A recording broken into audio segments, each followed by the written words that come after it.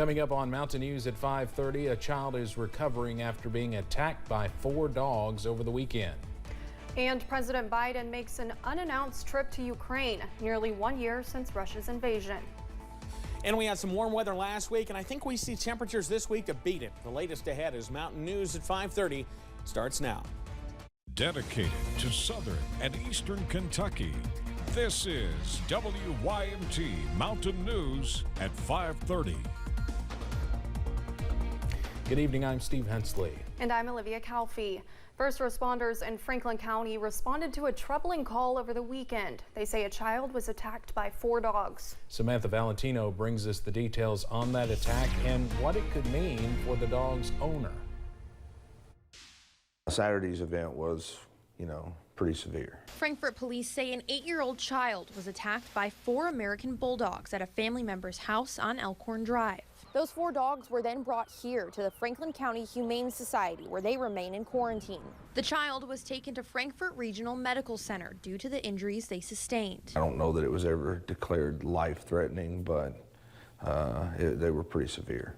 Frankfort police say this investigation is ongoing, but charges are expected to be filed. Whenever you have an animal and have an animal bite, you do stand the chance of being charged with harboring a vicious animal, because you are required to maintain control of that animal.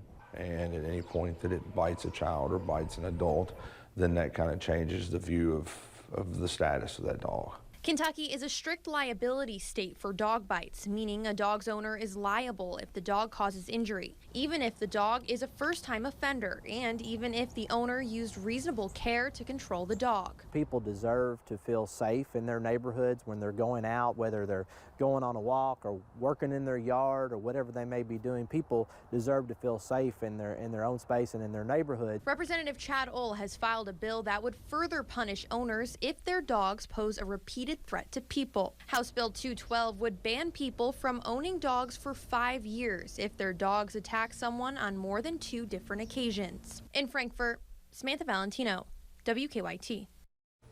House Bill 212 would require those dog owners to pay a fine of up to $250 per dog if they are caught with any during that 5-year period.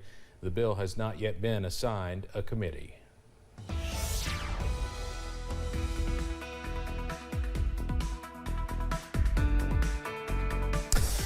Well, we're starting to see a little bit of sunshine try to sneak into the picture from Lake Cumberland, at least from our Pulaski County side of that. As we head through this afternoon, we'll continue to see the possibility for some milder air in some parts of the region. Other parts, well, we're still dealing with some of the mist and some of the rain. The view from UVA-wise, they're overcast and much cooler at 45. You see, Southwest Virginia, the coolest spots right now. Pikeville sneaking in at 49 at this point. Everybody else in those low to middle 50s. At this hour. Pinpoint Doppler's got a few showers up close to the up north of the Mountain Parkway and into portions of Wayne County, West Virginia. Everybody else just dealing with some of that mist and fog out there as this particular system moves out. But don't worry, there's another one behind it that'll provide us with the possibility for showers heading into tonight. You see 47, that overnight low, gusty winds at times with those scattered showers. Guys, I'll have the very latest on when we see perhaps temperatures much milder in a few minutes. Thank you, Evan. President Biden rode 10 hours by train from the Polish border for an unannounced visit to Kyiv on Monday. The president met with Ukrainian President Volodymyr Zelensky and spoke in the war-torn capital, vowing unwavering commitment in U.S. support of Ukraine as it defends against Russia's invasion. CBS's Nicole D'Antonio reports from the White House. President Biden's unannounced visit to Kyiv comes as Russia's invasion enters its 2nd year this week. Putin's war of conquest is failing.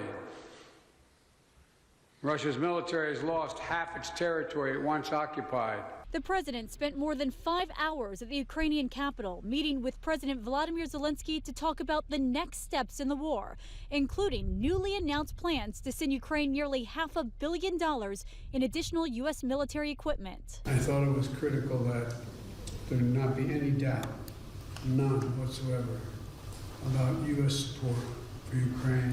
Thank you for your leadership. Thanks, bipartisan support. Thanks Congress. The two leaders took time to honor Ukraine's fallen soldiers. At one point during the tour, air raid sirens sounded, giving President Biden a sense of what Ukrainians endure every day across their war-torn country. The American stands with you, and the world stands with you. Kyiv has captured a part of my heart, I must say. Here in the U.S., while some Republicans commended the president for his visit to Kyiv, others were critical. Representative Scott Perry of Pennsylvania tweeted, "Breathtaking that President Biden can show up in Ukraine to ensure their border is secure, but can't do the same for America." After the visit, President Biden traveled to Poland for talks with its president and other Eastern European allies. Nicole D'Antonio, CBS News, the White House. The Defense Department announced that the 32nd drawdown of equipment for Ukraine is valued at up to $460 million. President Biden says it includes artillery, ammunition, javelins, armor systems, and air surveillance radars. During his visit, President Biden signed the guest book at the presidential palace in Kyiv. In a photo President Biden tweeted out of his guest book entry, he wrote, quote, "Kyiv has captured a part of my heart. I knew I would be back." The guest book entry reads, "I am honored to be welcomed again in Kyiv to stand in solidarity and friendship with the freedom-loving people of Ukraine. Mr. President, please accept my deepest respect for your courage and leadership." The Supreme Court is set to hear back-to-back oral arguments that could reshape online speech and content. The cases, Gonzalez versus Google and Twitter versus Tamna, are looking at whether tech platforms and social media companies can be sued for recommending content to their users.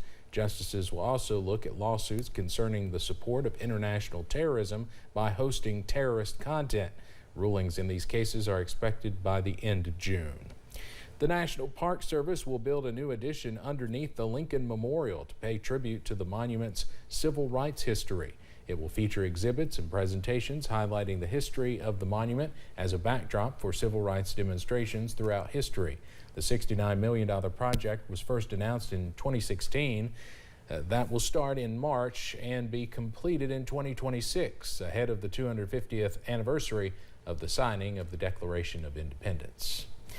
This President's Day, many people are sharing their thoughts and prayers for the nation's 39th Commander-in-Chief, President Jimmy Carter. He's receiving hospice care at his home in Plains, Georgia. CBS's Mike Helgren is in the former president's hometown and spoke with those honoring the Carter legacy. Here at the Jimmy Carter National Historical Park in Plains, Georgia, we found admirers from near and far, all coming to honor the former president's legacy. To me, I mean, he's my uncle, and I think he's the best. Leanne Smith is President Carter's niece and lives in her Aunt Rosalind's childhood home. She says her uncle's impact is unmatched. I think the peace and the love for people, and you just want to know, is it going to continue, you know? At the level I think he promoted it.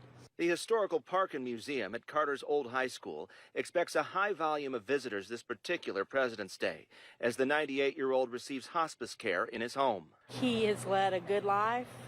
He has served his Lord, and as he says, he's ready to go. He's very peaceful about it. Relatives say here around town you don't see one Carter without the other, referring to former First Lady Rosalind Carter at her husband's side for 76 years. They have done so much for this town, for this state, for the country and the world. Park Superintendent Jill Stuckey is a close friend of the Carters and expects the former president will remain tough until the end. Never count him out. He is amazingly strong and resilient. The Carter baton of loving service will ultimately pass to the next generations. It's just time for us to step up. Continuing a life of leading by example. Mike Helgren, CBS News, Plains, Georgia. Coming up on Mountain News at 5:30, experts say it is a top tactic to get out from crushing credit card debt. What you need to know about the debt avalanche and how it can help. Plus, we're keeping things warm this week while watching some scattered showers roam the region. The latest coming up after this.